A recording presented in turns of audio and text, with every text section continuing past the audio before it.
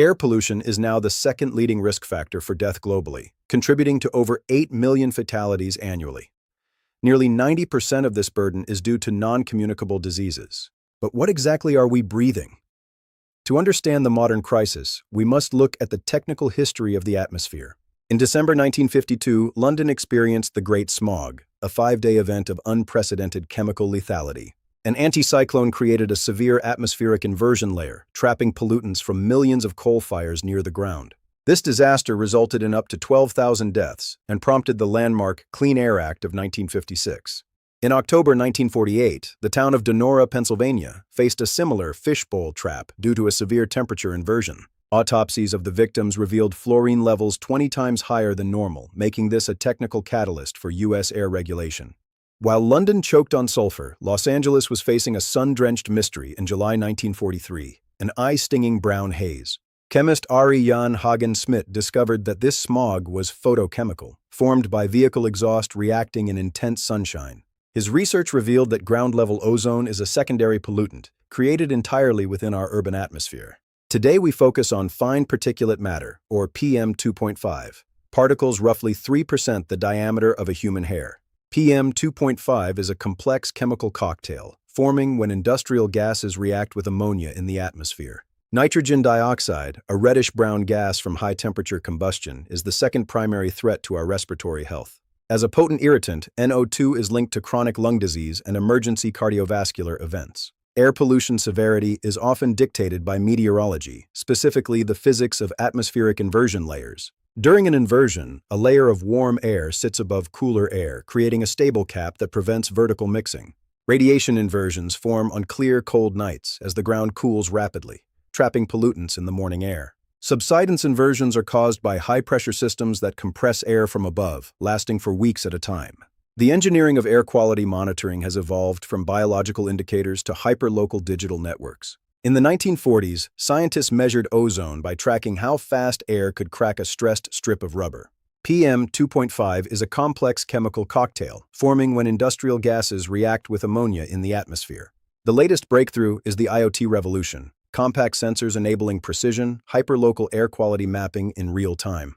Beijing provides a remarkable case study. In 2013, the city launched its historic War on Pollution. By 2024, annual PM 2.5 levels dropped 66%, achieved by slashing coal consumption. In contrast, Delhi remains in a persistent crisis, with winter AQI levels frequently reaching 1,200. The future of our atmosphere is being engineered today, one sensor and one policy at a time. Thank you for watching. Monitoring is only the first step. For industrial emitters, the primary engineering solution for sulfur dioxide removal is flue gas desulfurization, or FGD. Modern scrubbers operate on the principle of acid-base neutralization, where an alkaline limestone slurry reacts with acidic sulfur dioxide gas. In spray towers, flue gas enters at the bottom and rises through a descending mist. To prevent dead zones, engineers use specialized nozzles for uniform distribution. Mist eliminators at the outlet capture liquid droplets before they exit the stack, ensuring that only cleaned gas is released into the atmosphere. This process produces synthetic gypsum, which is frequently repurposed for construction materials like drywall, turning a pollutant into a sustainable byproduct. In regions where water scarcity is a concern, dry sorbent injection is used. Powered hydrated lime or sodium bicarbonate is injected directly into the ductwork. Achieving up to 80% removal efficiency, modern dry system designs are rapidly closing the gap with traditional wet scrubbers.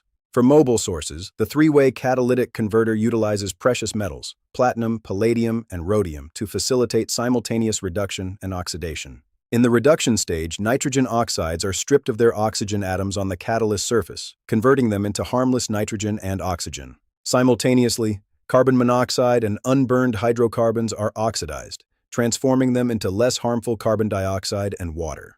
For industrial exhaust with high volatile organic compound concentrations, thermal oxidizers heat the gas to 800 degrees to completely combust pollutants. Regenerative thermal oxidizers use ceramic heat exchange media to recover up to 95% of the heat, making the process highly energy efficient. Air quality standards represent the intersection of medical science and legal enforceability. In 2021, the WHO tightened its PM 2.5 guideline to 5 micrograms. In contrast, the US EPA sets legally binding standards. In 2024, the EPA lowered its standard to 9 micrograms, still nearly double the WHO recommendation. London's ultra-low emission zone provides a primary dataset on the impact of aggressive urban air policy on public health. Within the first year, nitrogen dioxide concentrations in central London fell by 44%, showcasing the efficacy of strict enforcement zones. Non-compliant vehicle numbers dropped from nearly 40% to just 4%, forcing a rapid engineering shift in the local automotive fleet. This shift contributed to a 10% decrease in respiratory issues and an 18% reduction in sick leave among London's workers. California has been the global pioneer of air regulation through the California Air Resources Board, or CARB, since 1967. Due to its severe smog history, California holds the unique authority to set standards more stringent than the federal government. Their zero-emission vehicle mandate is forcing the global industry toward electric power, with a goal of 100% zero-emission sales by 2035. While outdoor pollution captures headlines, indoor concentrations of volatile organic compounds can be up to 10 times higher than outdoor levels. Formaldehyde, a ubiquitous indoor carcinogen, is emitted by pressed wood products, adhesives, and common household fabrics. Activated carbon fiber filters are highly effective, achieving over 70% removal for most indoor organic pollutants. Photocatalytic oxidation uses UV light to mineralize VOCs, though engineering must ensure no harmful secondary byproducts are created. New functional coatings use specialized polymers to chemically trap formaldehyde, offering a passive, long-term alternative to mechanical filtration. The engineering of air quality is a multi-layered discipline, spanning from heavy industrial scrubbers to the microscopic scale of indoor filtration. By combining innovative engineering with stringent policy, we are building a future where the air we breathe is no longer an invisible threat. This engineering legacy will shape how humanity lives for generations to come, fostering a world that is more connected and healthier than ever before. The future of urban life has already begun. It is being built today, one sensor, one data point, and one smart system at a time. Thank you for exploring the incredible engineering behind our atmosphere. The future is now. Build clean, live better. The invisible threat. As cities become more connected, the engineering focus must shift toward security. Cybersecurity is the foundation of every smart city system. Engineers implement multi-layered encryption and robust data privacy protocols to ensure that the vast amounts of citizen data remain anonymous and secure. Resilience is built into the architecture through redundant systems and decentralized networks, protecting critical infrastructure from potential cyber threats or technical failures. The implementation of 5G and edge computing is the latest engineering breakthrough.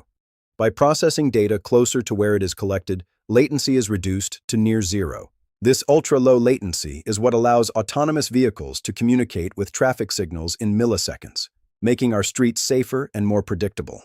Engineering standards such as ISO 37120 provide a global framework for measuring city performance and quality of life. These standards ensure interoperability, allowing devices from different manufacturers to communicate seamlessly within the same urban nervous system.